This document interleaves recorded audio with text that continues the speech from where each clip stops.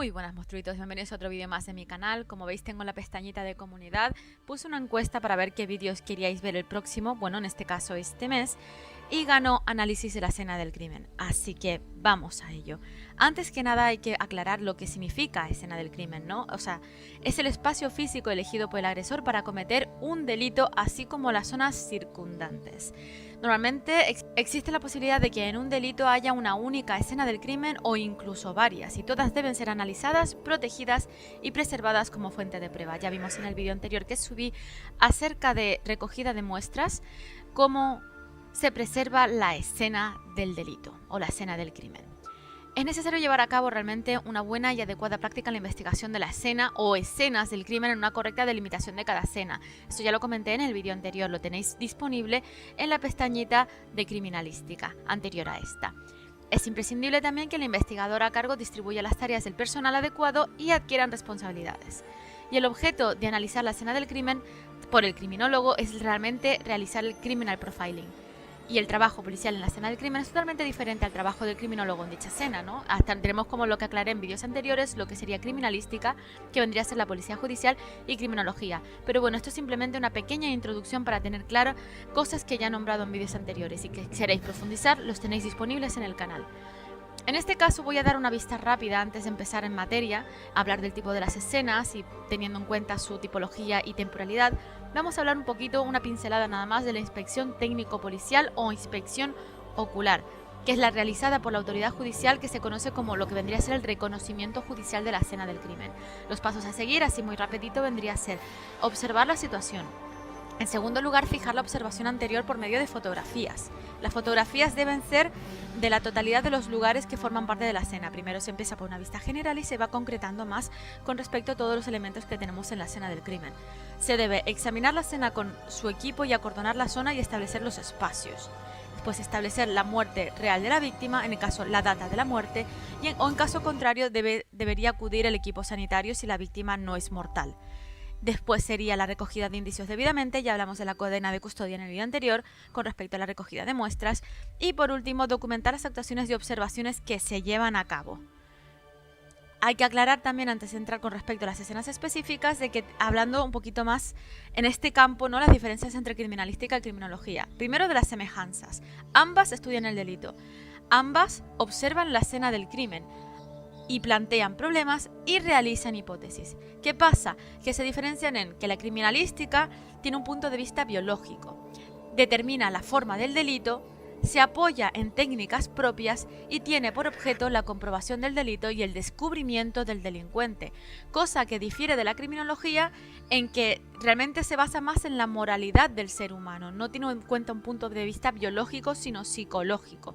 Resuelve las preguntas, se apoya en la criminalística y en la psicología, por lo tanto se auxilia de otras ciencias y tiene por objeto el estudio del delito, el delincuente, víctima y el control social del comportamiento delictivo. Esto ya lo hemos visto en Introducción a la Criminología y Introducción a la Criminalística, pero es importante tenerlo bastante claro.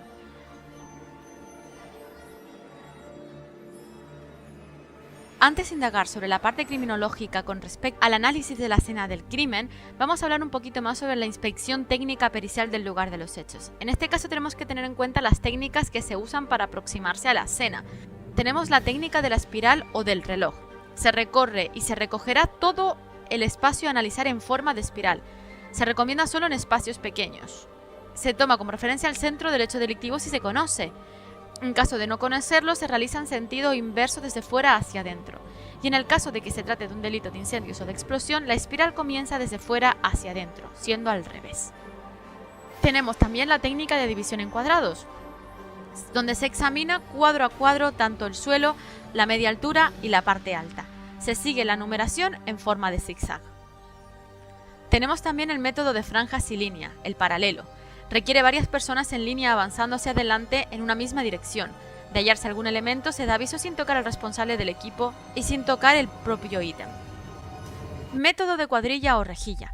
Se divide el terreno en zonas, sector o cuadrantes, asignando una codificación o numeración al cuadro o zona. El método de inspección paralelo y el de zonas o cuadrículas son realmente muy efectivos en escenarios abiertos. Ambos permiten una mejor organización, reduciendo las posibilidades de que algo se pase por alto. Tenemos también el método radial, donde la zona por tratar es circular o tiene forma de rueda, con un punto central que es donde se encuentra el indicio principal. El desplazamiento se hace a lo largo de los radios de la circunferencia. Y la zona investigada desde el punto central hacia el exterior se vuelve más grande a medida que avanza la búsqueda. Tenemos el método de punto a punto, que se ubica una evidencia y a partir de estas se demarcan los demás elementos que se encuentran en el lugar. Y por último, pero no menos importante, tenemos la técnica libre. Para esta, el investigador interactúa de forma libre en función de su experiencia. El investigador fija y recolecta evidencias a medida que se encuentra. El problema es que esta falta de sistémica y no es recomendable y solamente serviría en espacios pequeños y cerrados.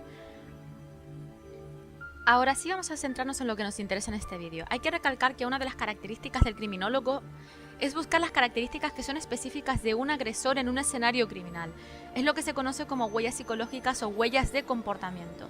Normalmente el autor de un crimen interactúa con la víctima, con el escenario y estos entre sí, lo que llamaríamos el principio de intercambio. Por lo tanto, se debe buscar e identificar en la escena aquello que identifique al autor particular en base a esta interacción. Se llamaría el efecto copycat.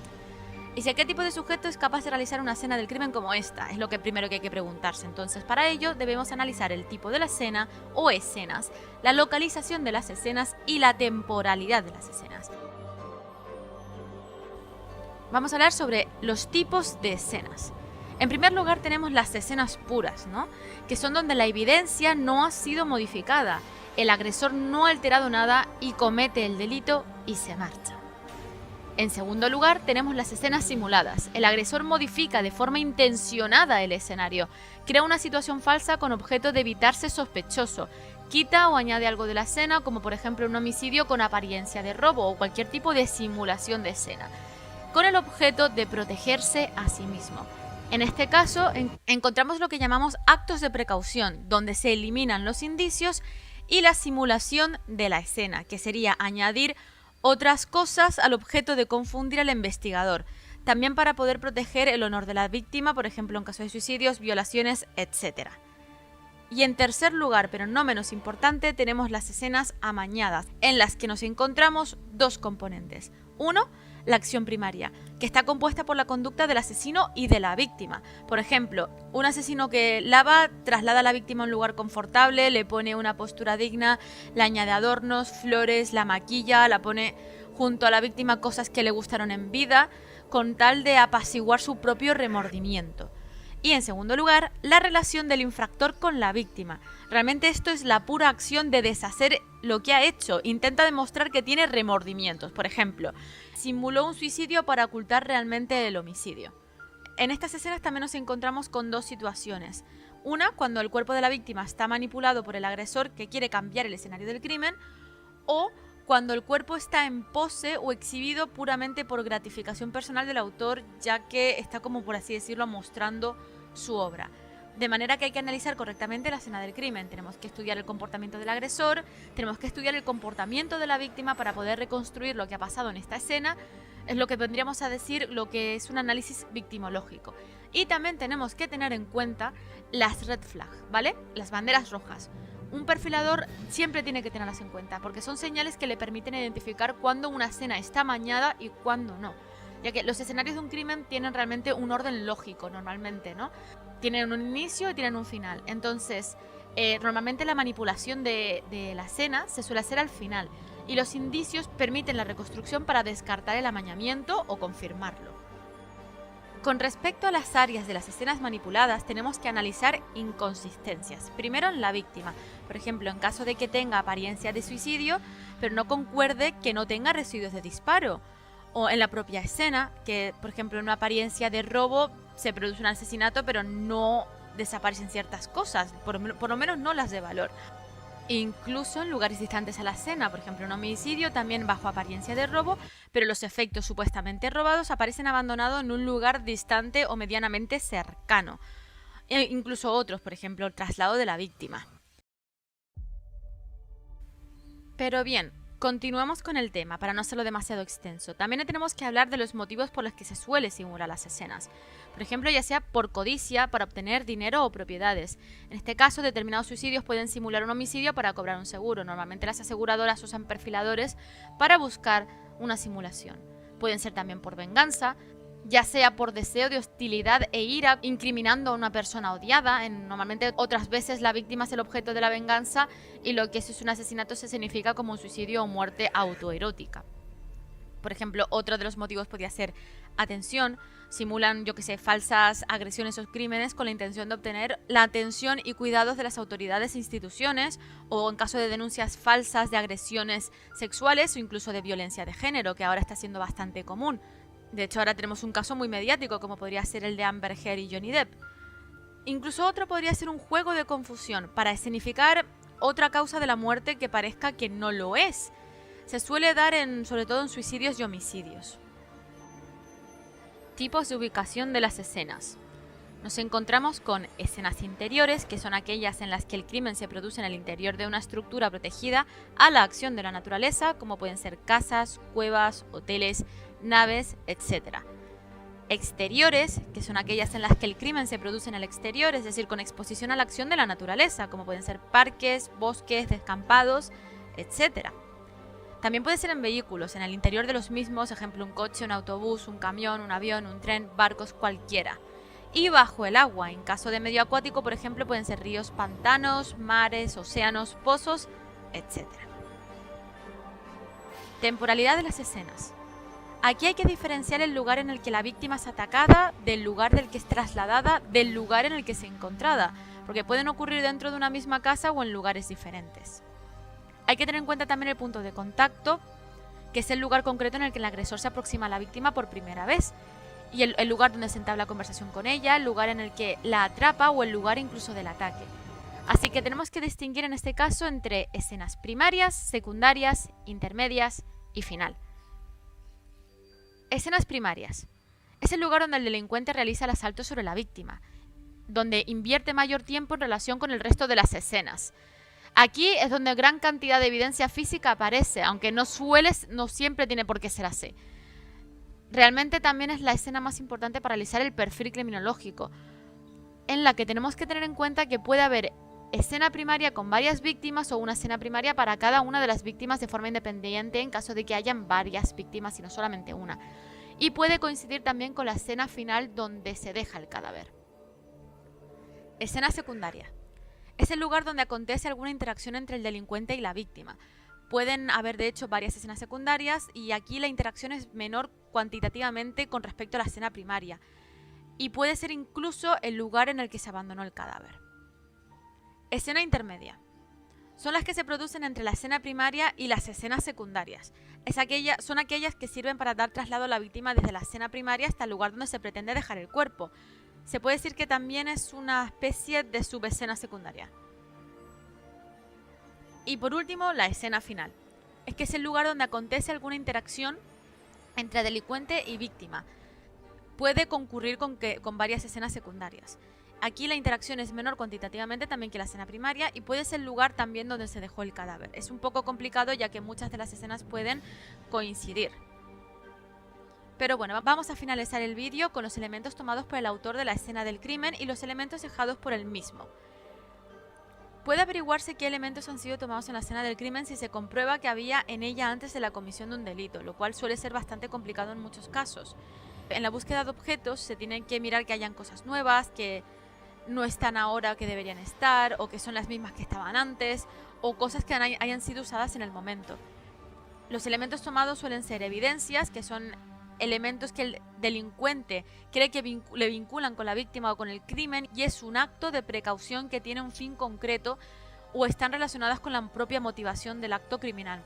También tenemos que tener en cuenta los objetos personales, que tienen un valor psicológico para el agresor, un valor sentimental, aunque puedan tener un valor económico, pero realmente es secundario. Aquí encontramos trofeos, que son símbolo de victoria o de logro, y se asocian al empleo de fuerza en el delito, simbolizan dominio y la humillación de la víctima.